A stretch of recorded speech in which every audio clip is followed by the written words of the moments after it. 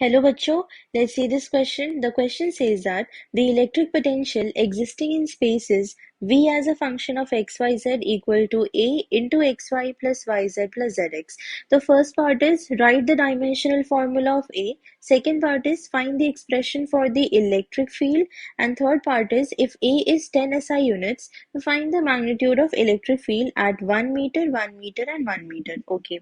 तो बेसिकली इन्होंने क्वेश्चन में क्या दे रखा है, इन्होंने v की वैल्यू दी रखी है as a function of x y z. तो पहले हम उसे लिख लेते हैं v as a function of x y z equal to a into x y plus y z plus z x. Okay, अब पहले पार्ट में इन्होंने पूछा है कि डायमेंशनल फॉर्मूला क्या है ए का। तो हमें पता है कि एक्स वाई जेड क्या है, वो लोकेशंस है। और लोकेशन हम किस में रिप्रेजेंट करते हैं, मीटर में। तो यहाँ पे जैसे ए एक्स और वाई है, तो ये मीटर इंटू मीटर क्या हो जाएगा, मीटर स्क्वायर। ओके, और v जो है, v की वैल्यू क्या होती है, एक फॉर्मूला होता है v का, v equal to u by q. u is potential energy and q is charge. Okay, तो उससे हम पोटेंशियल का ऐसा यूनिट निकाल लेंगे पहले। तो वो हो जाता है v equal to, since u internal energy, energy का क्या हो जाता है, ml2t-2। और चार्ज का क्या होता है, at होता है। तो v का डायमेंशनल फॉर्मूला क्या आ गया, ml2t-3a-1।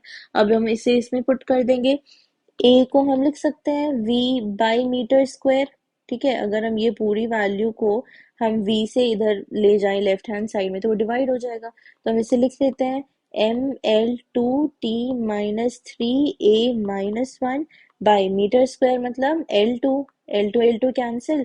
तो a का डायमेंशनल फॉर्मूला क्या आ गया, m t-3a-1। ओके, हमारे ये पहला पार्ट हो गया, ये आ गया फॉर्मूला हमारा, डायमेंशनल फॉर्मूला ए का।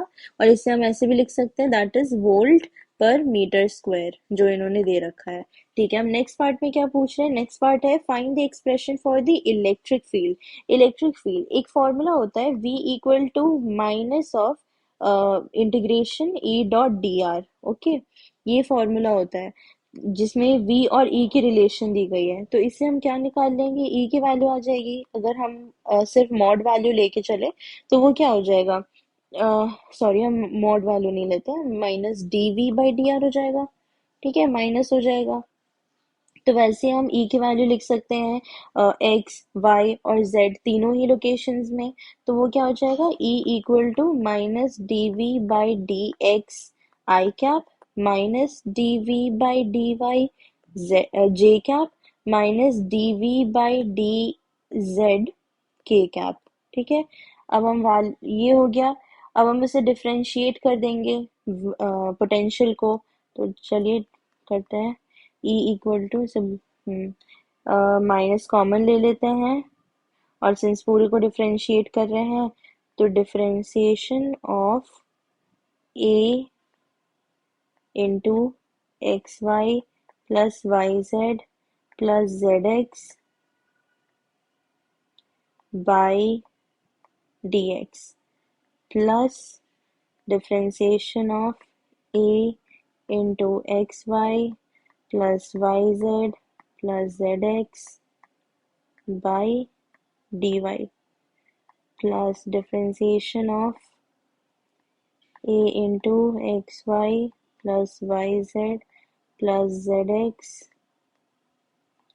by dz। ठीक है, ये डिफरेंशिएशन पे क्या आ जाएगा हमारा, डिफरेंशिएशन पे आ जाएगा a बाहर y प्लस z आई कैप। क्योंकि हम ये x की पर्सपेक्टिव में डिफरेंशिएट कर रहे हैं ना, तो ये वाई जेड तो वो कांस्टेंट कहलाएगा, वो तो जीरो हो जाएगा। तो x के रिस्पेक्ट में करेंगे तो क्या बचेगा, y और z बचेगा। वैसे ही हम दूसरे के लिए भी करेंगे, a इंटू आ जाएगा हमारा x प्लस z जे कैप। ठीक है, ये कर रहे हैं y के डिफरेंस, तो ये कांस्टेंट हो जाएगा। फिर plus a into y plus x k cap. ठीक है, तो ये हमारा मेन आ गया इलेक्ट्रिक फील्ड का एक्सप्रेशन, जो ये हमसे मांग रहे हैं। ये हो गया मेन एक्सप्रेशन। इलेक्ट्रिक फील्ड का मेन एक्सप्रेशन। ठीक है, ये हो गया हमारा सेकेंड पार्ट। अभी थर्ड पार्ट में क्या पूछ रहे हैं? थर्ड पार्ट में ये पूछ रहे हैं कि अगर ए की वैल्यू 10 एसआई यूनिट्स है तो electric field at these locations क्या होगा। ये सब किसकी वैल्यू दी गई? ये हो गया एक्स की, ये हो गया वाई का, और ये हो गया जेड का। ठीक है, और ए की वैल्यू तो हमें दी गई है, तो हम इसी फॉर्मूला पे ई की वैल्यू, मतलब ई निकाल लेंगे, इलेक्ट्रिक फील्ड निकालेंगे इसी एक्सप्रेशन पे। तो हम एक्सप्रेशन डाल देते हैं, इसी पे वैल्यूज डालते जाते हैं। माइनस ऑफ 10 इंटू, ये क्या है, 1 है, ये भी 1 है, तो 1 प्लस 1 क्या हो गया, 2 आई कैप, प्लस 10 इंटू 2 जे कैप, प्लस 10 इंटू 2 के कैप।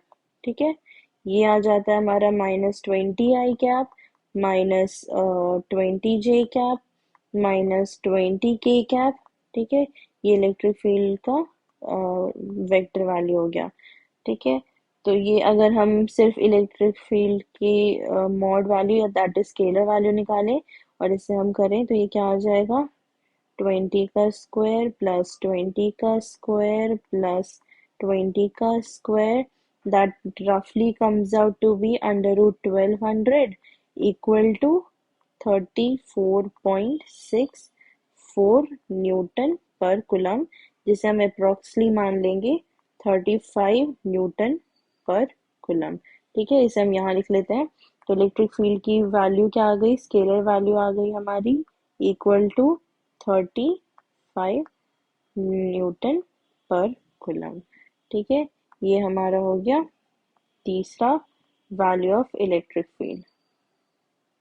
ठीक है, ओके। तो हमने क्या क्या किया, हमने क्या क्या किया, पहले हमने एक्सप्रेशन लिख लिया, फिर उसके बाद हमने डायमेंशनल फॉर्मूला निकाला यूजिंग दिस इक्वेशन, क्योंकि इससे हमें पता चल गया कि पोटेंशियल का डायमेंशन फॉर्मूला क्या होता है। ठीक है, तो ये हमारा फाइनल फॉर्मूला आ गया था। ठीक है, फिर सेकंड पार्ट हमें ई का एक्सप्रेशन निकालना था, तो हमें ये फॉर्मूला पता था, हमने इस फॉर्मूला से निकाल लिया, v equal to minus E dot d r, and इससे एक्सप्रेशन आ गया हमारा। और थर्ड फिर हमने उसी एक्सप्रेशन में ई की वैल्यू डाल दी जो हमें क्वेश्चन में दी गई थी, सारे ए और लोकेशंस की वैल्यू, उससे हमने ई का वो निकाल लिया, वैल्यू निकाल लिया। ये हो गया हमारा फाइनल डायमेंशनल फॉर्मूला, ये हो गया ई का एक्सप्रेशन। ओके, ये हो गया ई का एक्सप्रेशन, और ये हमारा आ गया ई की value, scalar value. Okay, hope you have understood this question. All the best, thank you.